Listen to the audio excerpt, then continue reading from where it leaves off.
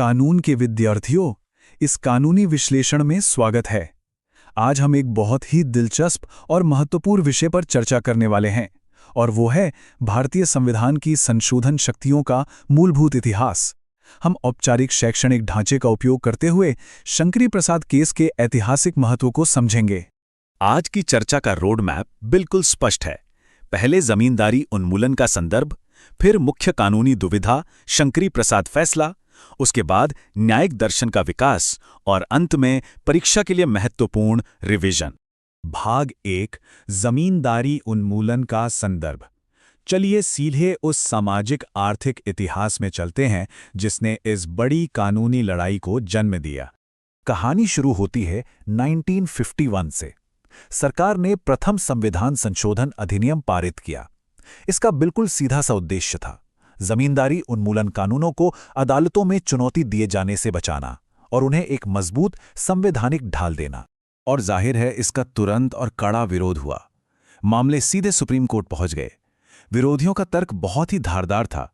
उनका कहना था कि अगर संसद इस तरह संशोधन करके मौलिक अधिकारों से छेड़छाड़ करेगी तो नागरिकों की स्वतंत्रता पूरी तरह खतरे में पड़ जाएगी। भाग 2, मुख्य कानूनी दुविधा। अब देखते हैं कि अदालत के सामने असली पेंच क्या था, जिसे हम इशू, रूल, एप्लीकेशन, कंक्लूजन के क्लासिक फ्रेमवर्क से समझेंगे। सुप्रीम कोर्ट के सामने अब एक ऐसा सवाल था जिसने पूरे सिस्टम को हिलाकर रख दिया। क्या संसद के पास अनुच्छेद 368 के तहत मौलिक अधिकारों में संशोधन करने की असीमित शक्ति है? ये संविधान की बिल्कुल नींव से जुड़ा सवाल था। ये एक क्लासिक संवैधानिक रस्साकशी थी। एक तरफ है अनुच्छेद 13 जो मौलिक अधिकारों का रक्षक है और कानून की परिभाषा तय करता है, और ठीक उसके सामने खड़ा है अनुच्छेद 368 जो संसद की संशोधन शक्तियों का प्रतीक है।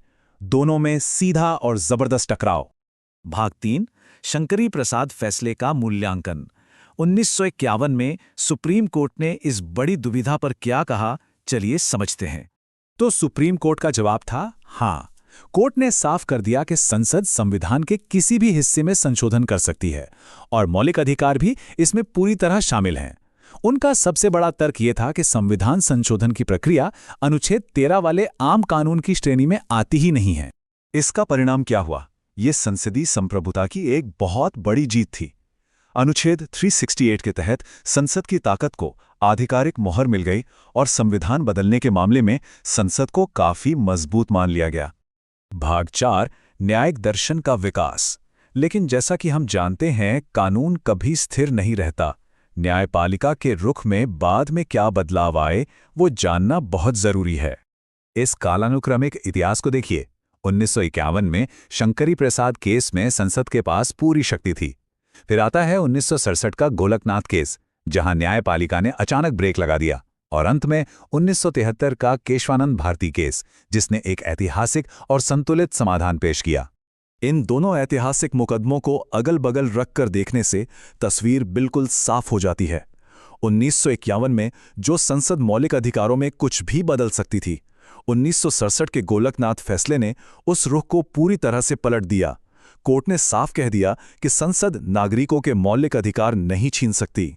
इस वैचारिक उथल-पुथल को शांत किया 1973 के केशवानंद भारती केस ने अपने बेसिक स्ट्रक्चर डॉक्ट्रिन यानी मूल संरचना सिद्धांत के साथ। ये एक बहुत ही शानदार बीच का रास्ता था।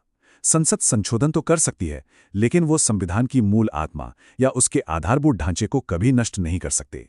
सच में ये भारतीय न्यायशास्त्र का सबसे बड़ा मील का पत्थर है। 5वां और अंतिम भाग, परीक्षा रिवीजन और प्रश्न।